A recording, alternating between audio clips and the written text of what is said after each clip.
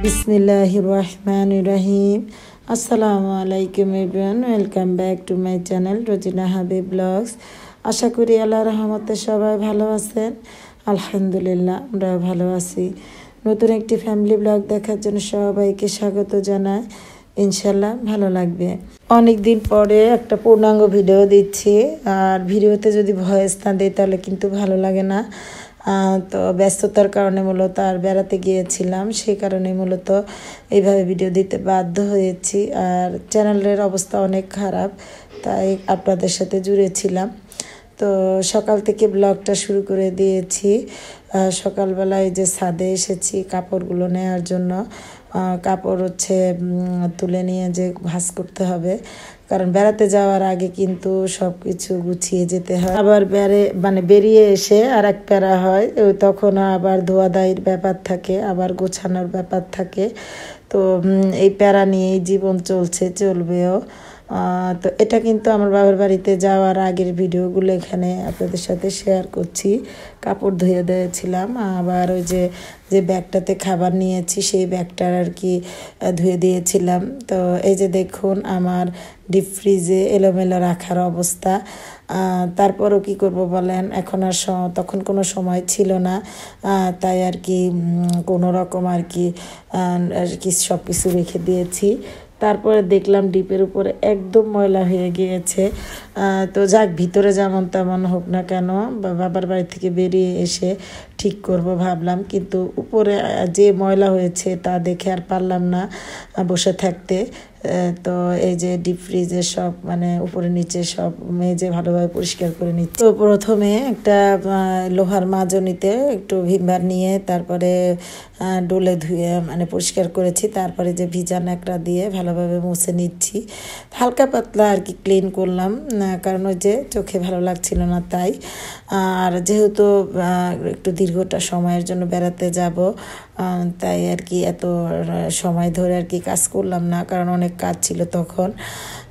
তো এদিকে আবার এই যে কিছু ফল এনেছিল আমার খালাতো দেবর, বিদেশ থেকে এসেছিল, বাসায় এসেছিল। তো ওই ফলগুলো একটু গুছিয়ে রাখছি।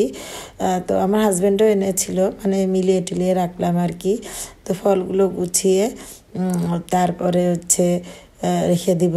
তো প্রথমে আপনাদেরকে কিন্তু আমার টেবিলের করুণ প্রকৃতি দেখিয়েছিলাম। তো এই যে এখন দেখুন, এখনও অবস্থা বেশি সুবিধার না।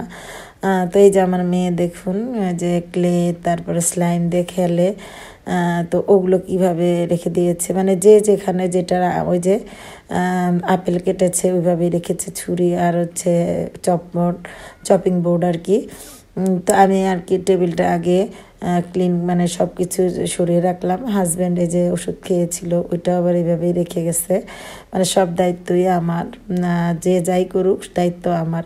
তো টেবিলটা পরিষ্কার করে নিচ্ছি আর কি। তো ভাবলাম যেহেতু যাবো অনেক দিনের জন্য, টেবিলটা একটু সুন্দর করে গুছিয়ে যাই। গোছাতে এসে দেখুন এই যে নিচের যে ম্যাটগুলো সব এলোমেলো করে রেখেছে। তো আর ভালো লাগছিল না, তাই ভাবলাম যে একটু সুন্দর করেই তাহলে গুছিয়ে নেই। তো প্রথমে উপরের যে সাদা কাগজটা ওটা একটু ক্লিন করে নিলাম। ক্লিন করে তারপরে এই যে সাদা কাগজটা অলরেডি উঠিয়ে ফেলে তারপরে এই যে ম্যাটগুলো সুন্দর করে বিছিয়ে নিচ্ছি। তো ম্যাটগুলো বিছিয়ে আমার খুব পছন্দের এই ম্যাটগুলো। আর যে ডাইনিং টেবিলের যে কাপড়ের এই যে কভারটা কিন্তু আমার খুব পছন্দের। তো রানারটা আর কি ব্যবহার করিনি, আমি এখনও কিনিনি অবশ্য, তবে আমি এই ম্যাটগুলো দিয়ে রানার তৈরি করে নিয়েছি। তো আপনাদের কাছে কেমন লাগলো একটু কমেন্টস করে জানাবেন। যাই হোক, এই ম্যাটগুলো খুব পছন্দের দেখে আমি এইভাবে ব্যবহার করছি। তো ওই যে বললাম, একটা কাজ করতে গেলে দেখা যায় গৃহিণীদের হাজার কাজ এসে জমা হয়ে যায়। তো ভেবেছিলাম যে হালকা পাতলার উপর একটু পরিষ্কার করে ফেলবো, কিন্তু দেখা গেল যে পুরোটা পরিষ্কার না করলে ভালো লাগলো না। তাই সুন্দর করে ডাইনিং টেবিলটা পরিষ্কার করে নিলাম, আবার গুছিয়ে নিচ্ছি মনের মতো করে। তো এখনও অ্যাবসেন্ট রয়েছে অনেক কিছুই। গ্লাসের ট্রেটা আর কি ধুতে দিয়েছি, তাই ওটা আর বিছাতে পারিনি। তারপরে যে চামচগুলোর স্ট্যান্ডগুলো রাখি ওগুলোর ট্রেটাও ধুতে দিয়েছি, যেন ওগুলো রাখতে পারিনি। হালকা পাতলাভাবে মূলত গুছিয়ে নিচ্ছি, পরে সুন্দর করে আরও গুছিয়ে নেব ইনশাল্লাহ। তবে ডাইনিং টেবিলের জন্য কিছু কেনাকাটা করতে হবে আমার। তো সময় করে যাব ইনশাল্লাহ কেনাকাটা করতে, খুঁজে খুঁজে কিনতে হবে। আর এত ব্যস্ত ছিলাম এতদিন যে ব্যস্ততার কারণে কোথাও মুভও করতে পারিনি, যেহেতু বাচ্চাদেরও পরীক্ষা ছিল, স্কুলের পরীক্ষা ছিল, খুব দ্রুত খাতাগুলো দেখে দিতে হয়েছে, 5-এর রেজাল্ট দিতে হয়েছে। তো সমস্ত কারণে আর কি এত বিজি ছিলাম যে দেখা গেছে কি ভিডিওর ভয়েস দিতে গেলেও এনার্জি দিত না। তো তারপরে আবার একের পর এক এই যে বেড়াতে যাওয়া, তো এই সমস্ত কারণেই মূলত এই যে ভিডিও ছাড়তে পারিনি, ঠিক মতো ভয়েসও দিতে পারিনি। যাই হোক, আপনাদের সাথে কথা বলতে বলতে এই যে আমি কাগজটা, উপরের যে কাগজটা সাদা ওটা পেরে নিয়েছি, এখন ভালোভাবে মুছে নিচ্ছি। তো যেটা বলছিলাম, আমি আপু ভাইয়াদের ভিডিও দেখার চেষ্টা করেছি, যাই হোক দেখে দিচ্ছি।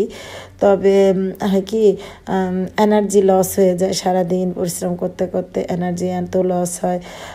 ইচ্ছে হয় সবার ভিডিও, মানে আরও অনেকের ভিডিও দেখি, রেগুলার হই, ভিডিও দেই, খুব আগ্রহ জাগে, কিন্তু ওই যে আগ্রহ থাকলেও যে স্বাদ আছে সাধ্য নাই আর কি, এরকম।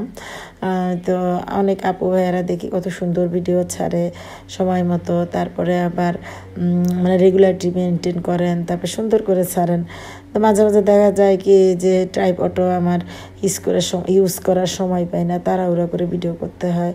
তো চ্যানেলগুলোর অবস্থা তেমন ভালো না। তো কী করবো বলেন, করার কিছু নাই, এইভাবেই চলে যাচ্ছি, চলতে হবে সময়ের সাথে তাল মিলে।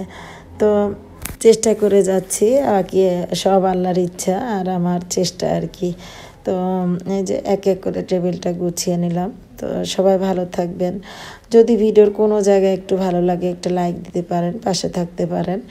আর অনেক আপু ভাইয়ারা আমার চ্যানেলে এসেছেন, অনেকেই দেখছি স্প্যাম কমেন্টস করছেন। জানি না কেন আপনারা স্প্যাম কমেন্টস করেন। স্প্যাম কমেন্টস নিয়ে কিন্তু সবাই অনেক কথাই বলেন, অনেক ব্লগার আপুরা ভাইয়ারা বলেন, কিন্তু অনেকেই শুনতে চান না, কারণটা কি জানি না। আমার এই চ্যানেলে যদি মানে এমনি বাজে অবস্থা, তারপর যদি একটু আপনারা স্প্যাম কমেন্টস করেন তাহলে তো অনেক ক্ষতি হয়ে যাবে, আপনাদেরটাও ক্ষতি হবে, আমারটাও ক্ষতি হবে। প্লিজ কেউ স্প্যাম কমেন্টস করবেন না। তো সবাই ভালো থাকবেন, 5 ওয়াক্ত নামাজ পড়বেন। ভিডিওর কোথাও যদি একটু ভালো লাগে একটা লাইক দিতে পারেন। আসসালামু আলাইকুম।